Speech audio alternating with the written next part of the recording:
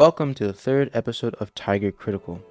I'm your host, Avery Hawkins, and today I will be talking about Dragon's Dogma 2. It is available on console and PC, but I would not recommend getting it on PC because PC ports are known to be cursed, which is pretty much me saying that it is lower quality compared to the console ports. I learned this the hard way. I was giving it a chance. I should not have done that because now I'm $70 down in the drain because I can barely play this game. Anyways, Dragon's Dogma 2 is the sequel to Dragon's Dogma 1. Wow, who would have guessed? Produced and developed by Capcom, Dragon's Dogma 2 was released on March 22nd, 2024, so it is pretty fresh. Unless you have a high-end computer, I would not recommend getting the PC version of this game. Why? Because of the performance issues and crashes. Luckily enough, I don't crash, I just lag while inside huge cities, which is like where you at. I beg your pardon? Where you are at the majority of the game, which is kind of annoying. Anyways, the developers have issued a statement saying that they will work on solving the issue, but there hasn't been a noticeable quality improvement yet. My potato computer has issues running this, so unless you want to waste $70, yes, this game is $70. I would suggest you get it on console. Don't waste $70 on PC. Just get it on console, please. I'm just telling you. So, what is this game about? Before we get into this, I should note that this game is a very detailed character creator. I spent like probably 2 hours to an hour creating my simple looking character. But it's very detailed. You can pretty much design every aspect of your character. The eyes, the race, the hair color, the highlights, everything. The age, the muscle mass, it's insane. Anyways, this game is about making a way to fight a dragon.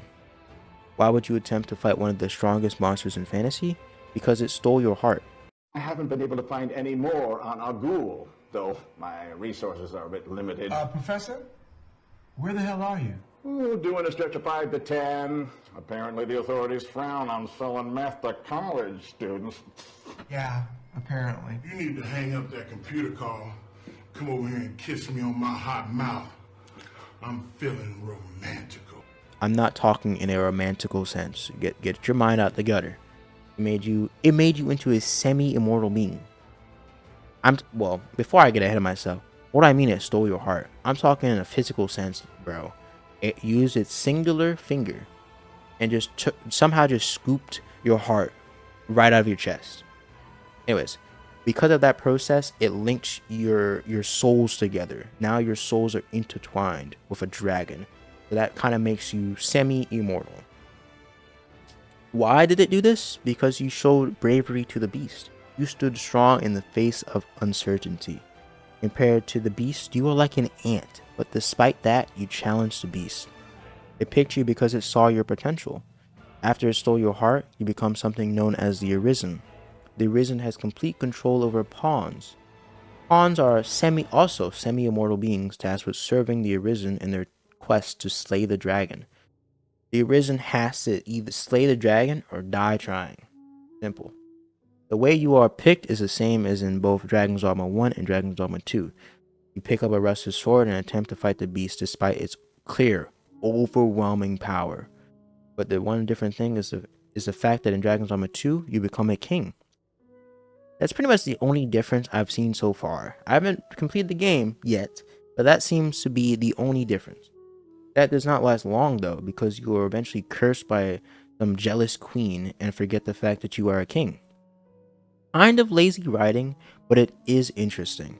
I was hoping that a long-awaited sequel would be different. Like majorly different.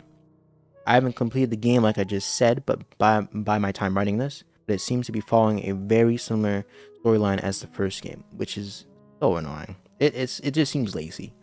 Like, you would think like it'd be continuing off of the events in the first game or something like that, but it's not really, unless like you're going off of the ending in the first game. Anyways, I believe that is all I can talk about without spoiling the whole plot.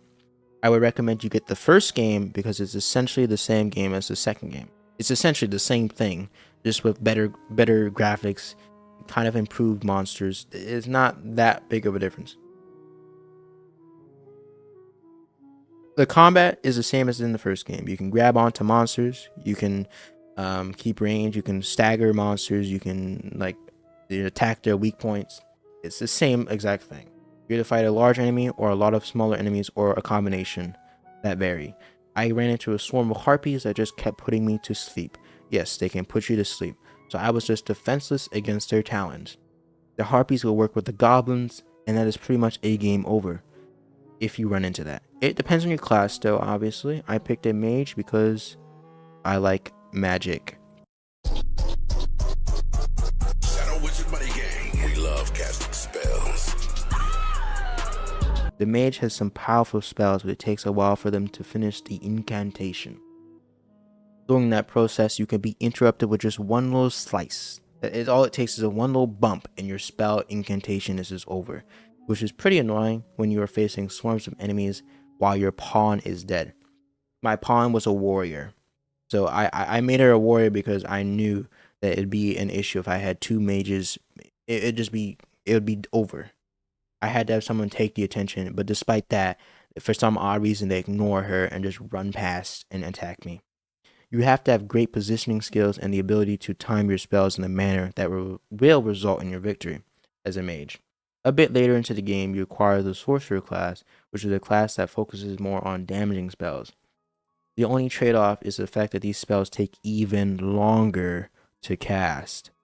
To learn even more powerful spells, you have to find scrolls and people who know them. In the first game, you did not need to do this. I kind of wish I didn't have to find scrolls. I know that adds a layer of adventure, but I'm not a fan of having to explore every inch of this large map to find a scroll or an NPC quest line for a spell. It's very annoying. I think this map is also larger than the last game. This game isn't the best, but it's better than Cursed Clash. I believe they lost the plot though when they decided to add microtransactions to a single player game. I understand and accept that DLCs will cost money, but what I despise is the idea of having pay to win options. Like stuff like, for example, a camp. In camps you have to buy or find them. But if you're just able to buy them, this is terrible. Now I understand that these do not affect the game that much, but the idea that they are there is just trashy. Other game companies take note of what other game companies do. So, for example, if it was not for EA Sports, they would not have been a $10 increase in AAA games. Because if I recall correctly, they were $50, and then EA decided to make them $60, and they were very successful, so other companies started doing the same thing. If there starts to be microtransactions in one game, you can only expect them to be in more. Capcom isn't in need of money either. They are a company worth about $7.5 billion. It doesn't seem necessary for there to be things like this in their already successful collection of games. It doesn't make sense. It's just greed. Dragon's Dogma 2 had a rocky start on PC, but they appear to be trying to fix that. The game has a mixed review on Steam, and that was because of the rocky start, right? Most known game critic websites have rated them very highly. Pocket Lint from Metacritic says, if you dive into Dragon's Dogma 2 and accept its quirks, you'll discover an experience unlike anything else on the market. That's a true statement. Looking at the current gaming market, there are no appealing new games at the moment. Sure, there may be some hidden gems, but they must be truly hidden, bro. Truly, like it's under several layers of dirt. It's either a remake or a game that instantly fails. It's sad to see this happen. We used to have banger after banger, but it has fallen off for some odd reason. I don't know why. When I was a youngin', no, I'm not that old. It was like I said, banger after banger. Halo, Halo, GTA, Minecraft, Terraria, Roblox. You know what I mean? Okay, Roblox. I don't really count that because that's not fair. But anyways, Dragon's Dogma 2 felt like an appetizer though for the main course. I hope though that the main course is delicious, whatever it is. Whatever it is. I hope it's like a bigger game, a game that just hits differently. A game that feels more like a classic. Like the games recently that have been coming out, like Helldivers or like this is like so many terrible games. Helldivers, Jujutsu Curse Clash. Those games don't feel like classics. They just feel like an appetizer. There's something much bigger in the works. I truly hope this feeling I have is correct, because if not, then I just feel like the gaming industry is just gonna kind of like simmer off. I feel. Maybe I'm just delusional. Anyways, I rate this game a 7 out of 10 Tiger Eyes. The combat is amazing. The story direction is amazing, despite the fact that it is definitely a copy and paste from the last game. Performance is terrible, but bearable. And there are microtransactions. They like I said before, they don't give the player a noticeable edge to normal regular players that don't spend money on transactions like that, but it's still painful seeing it. And another thing, this game is part of a new series of games that now costs $70. I, I, I know inflation is a thing, but man, is it gonna be 100 by the time I'm 50 or something? Like I don't understand.